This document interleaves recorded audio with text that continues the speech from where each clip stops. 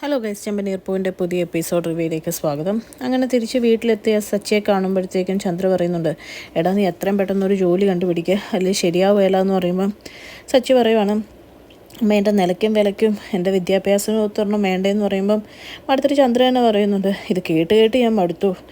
ശ്രുതിയെങ്ങാനും നിൻ്റെ ജോലി പോയി എന്നറിഞ്ഞാൽ നിൻ്റെ അവസ്ഥ പിന്നെ പറയേണ്ട കാര്യമില്ല, അവൾ നിന്നെ ഇട്ടേച്ച് പോകുമെന്നുള്ള ഉറപ്പാന്ന് പറയുവാണ്. ഇതൊക്കെ കേട്ട് ആകെ പേടിച്ച് വരച്ച് നിൽക്കുവാണ് കേട്ടോ ശ്രുതി. ആ സമയത്താണ് ശ്രുതി മുറിയിലോട്ട് കയറി വരുന്നത്. അപ്പോഴേക്കും ചന്ദ്രയോട് മോളെപ്പറ്റി പറയുമായിരുന്നു, മോളില്ലാതെ ചില കസ്റ്റമേഴ്സിന് പറ്റത്തില്ല, അതങ്ങനെയാണ്, നല്ല കൈപ്പുണ്യമുള്ളവരൊക്കെ അങ്ങനെയാണെന്നൊക്കെ പറഞ്ഞ് സോപ്പിടുവാണ്. അത് കഴിഞ്ഞ് ശ്രുതിയെ കണ്ടിട്ട് ചോദിക്കുവാണ് കേട്ടോ, ശ്രുതി ഇന്ന് നേരത്തെ വന്നോ, അതെന്ത് പറ്റിയെന്ന് ചോദിക്കുമ്പോഴേക്കും പെട്ടെന്ന് ചന്ദ്ര ഇടയ്ക്ക് കയറി പറയണം, ഇവനവിടെ മാനേജർ എപ്പം വേണേലും വരാനും പൊക്കോളാനും ഒക്കെ പറഞ്ഞു മോളെ, അത്ര നല്ല ഉദ്യോഗസ്ഥനാണല്ലോ എൻ്റെ മോൻ എന്നൊക്കെയാണ് പറയുമ്പോഴത്തേക്കും പെട്ടെന്ന് മുഖത്തടിച്ചോളെ ശ്രുതി പറയാം, അങ്ങനെ ഒരു മാനേജറും പറയുമല്ല, ആൻറ്റിയുടെ മകനോടുള്ള സ്നേഹം കൊണ്ടായിരിക്കും ഇങ്ങനെയൊക്കെ പറയുന്നതെന്ന് പറയുവാണ്. അത് കഴിഞ്ഞ് ഇന്ന് ഫുള്ള് പാർക്കിലായിരുന്നു കേട്ടോ ശ്രുതി കറങ്ങി നടന്നത്. അപ്പോൾ ശ്രുതി മനസ്സിലിങ്ങനെ ചിന്തിക്കുവാണ്, ആകെ വയർത്തിട്ട് വയ്യല്ലോ എന്ന് പറയുമ്പോൾ ശ്രുതി കറക്റ്റ് ചോദിക്കുകയും ചെയ്യുന്നുണ്ട്, ഇതെന്നാ ആകെ ടയേർഡായിട്ടിരിക്കുന്നത്, എന്ത് പറ്റിയെന്ന് ചോദിക്കുമ്പോഴത്തേക്കും ടെസ്റ്റ് ഡ്രൈവ് ഉണ്ടായിരുന്നു എന്ന് പറഞ്ഞ് ഒരു കണക്കിന് ശ്രുതി അവിടെ നിന്ന് രക്ഷപ്പെടുവാണ് കേട്ടോ. കഴിഞ്ഞ് സച്ചിൻ രേവതിയും തിരിച്ചു വരുമ്പോഴത്തേക്കും ചന്ദ്ര ചോദിക്കുന്നുണ്ട്, ആ കയ്യിലുണ്ടായിരുന്ന സാധനത്തിന് എന്ത് എവിടെയെങ്കിലും കൊണ്ട് കളഞ്ഞോ എന്നൊക്കെ ഇങ്ങനെ ചോദിക്കുന്നുണ്ട്. അപ്പോൾ ഇതൊന്നും മനസ്സിലാവാതെ രവീന്ദ്രൻ കാര്യങ്ങൾ ചോദിക്കുവാണ്. അപ്പോൾ നടന്ന കാര്യങ്ങളൊക്കെ ഇവർ രവീന്ദ്രനോട് പറയുവാണ് കേട്ടോ. അത് കഴിഞ്ഞ് കഴിയുമ്പോഴത്തേക്കും ചന്ദ്ര പറയുകയാണ്, അതിൻ്റെ കാര്യം ചോദിച്ചുകൊണ്ടിരിക്കാതെ നിങ്ങൾ യൂണിയൻ ഓഫീസിൽ പോയ കാര്യം എന്താ എന്ന് പറ എന്ന് പറയുമ്പോഴേക്കും രവീന്ദ്രൻ പറയുകയാണ്, കാശ് കിട്ടി, മധുസൂദൻ 1,00,000 രൂപ അവിടെ ഏൽപ്പിച്ചായിരുന്നു എന്ന് പറയുന്നത്. അപ്പോൾ സച്ചി പറയും, അയാളാണോ അച്ഛന് തന്നതെന്ന് ചോദിച്ചപ്പോൾ അല്ല, യൂണിയൻ ഓഫീസിൽ ഏൽപ്പിച്ചിട്ട് അയാൾ പോവുകയത്, അയാൾ അവിടെ ഇല്ലായിരുന്നു എന്ന് പറയുവാണ് കേട്ടോ. അപ്പോൾ സച്ചി പറയുന്നുണ്ട്, അച്ഛൻ്റെ മുമ്പിൽ വരാനുള്ള നാണക്കേട് കൊണ്ടായിരിക്കും. അപ്പോഴത്തേക്കും ഇത് കേട്ടുകൊണ്ട് ശ്രുതിയും ഒക്കെ ആ 1,00,000 കണ്ടുകൊണ്ട് അങ്ങ് അടുത്തോട്ട് വരുവാണ് കേട്ടോ. ചന്ദ്രയുടെ മുഖത്തും ഭയങ്കര സന്തോഷം, എല്ലാവർക്കും സന്തോഷമാവുകയാണ് കേട്ടോ.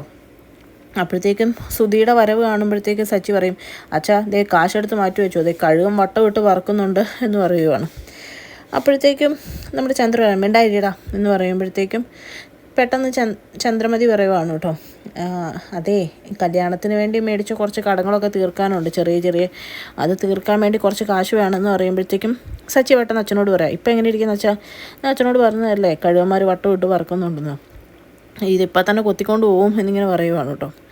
ആ സമയത്ത് പെട്ടെന്ന് നമ്മുടെ ചന്ദ്രമതി പറയുകയാണ്, പിന്നെ കടങ്ങളൊക്കെ തീർക്കണ്ടേന്ന് പറയുമ്പോഴത്തേക്കും രവീന്ദ്രൻ പറയുകയാണ്, നീ അടങ്ങ് ചന്ദ്ര, ഇത്രയും നാൾ എൻ്റെ സാലറി വന്നപ്പോൾ നിന്നെയല്ലേ ഏൽപ്പിച്ചത്, ഇതും അതുപോലെയൊക്കെ തന്നെ എന്ന് പറഞ്ഞ് കൈ കൊടുക്കുവാണ്. കൊടുക്കാൻ നേരത്ത് പക്ഷേ പറയുന്നുണ്ട്, ഇത് വെറുതെ എടുത്ത് ചിലവാക്കരുത്, സച്ചിക്ക് ഒരുപാട് കടങ്ങളുണ്ട്, അവനെ കുറച്ച് സഹായിക്കണം, ഞാൻ ചോദിക്കുമ്പോൾ നീ തിരിച്ചു തന്നാൽ മതി എന്ന് പറഞ്ഞാണ് കേട്ടോ കൊടുക്കുന്നത്.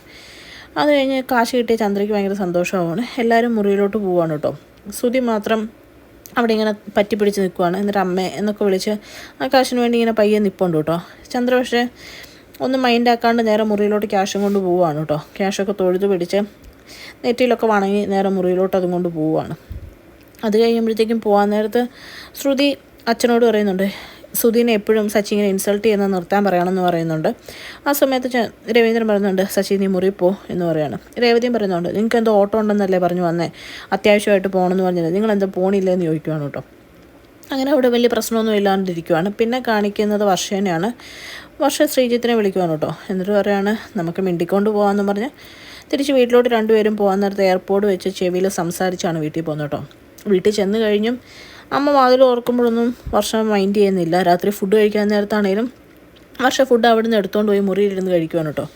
ഇതൊക്കെ കണ്ടിട്ട് വർഷയുടെ അമ്മ അച്ഛനോട് പറയുന്നുണ്ട്, ഇതെപ്പോൾ തുടങ്ങിയ ഫോൺ വിളിയാണ്, ഇതാരെയായിരിക്കും, 2 കൊടുക്കണം എന്നൊക്കെ ഇങ്ങനെ പറയുമ്പോഴത്തേക്കും അച്ഛൻ പറയുന്നുണ്ട്, വല്ലോ ഫ്രണ്ടിനെ ആയിരിക്കും, നീ സമാധാനപ്പെട് എന്നൊക്കെ പറയുന്നുണ്ട് കേട്ടോ. അത് കഴിഞ്ഞ് അവരിങ്ങനെ പരസ്പരം സംസാരിച്ചിരുന്ന് കുറേ നേരം കഴിയുമ്പോഴേക്കും ശ്രീജിത്ത് പറയുന്നുണ്ട്, കിടക്കണ്ടേന്ന് ചോദിക്കുമ്പോൾ അത് എനിക്ക് ഉറക്കം വരുന്നില്ല, ഇഷ്ടമുള്ള ആൾക്കാരോട് സംസാരിച്ചിരുന്ന സമയം പോകുന്ന അറിയില്ല എന്ന് പറയുമ്പോഴത്തേക്കും രണ്ടുപേരും നാണിച്ചിരിക്കുന്ന കാണിച്ചുകൊണ്ടാണ് കേട്ടോ ഇന്നത്തെ എപ്പിസോഡ് അവസാനിക്കുന്നത്. ചാനൽ ഇഷ്ടപ്പെട്ട ലൈക്ക് ചെയ്യാനും സബ്സ്ക്രൈബ് ചെയ്യാനും കമൻറ്റ് ചെയ്യാനും മറക്കല്ലേ.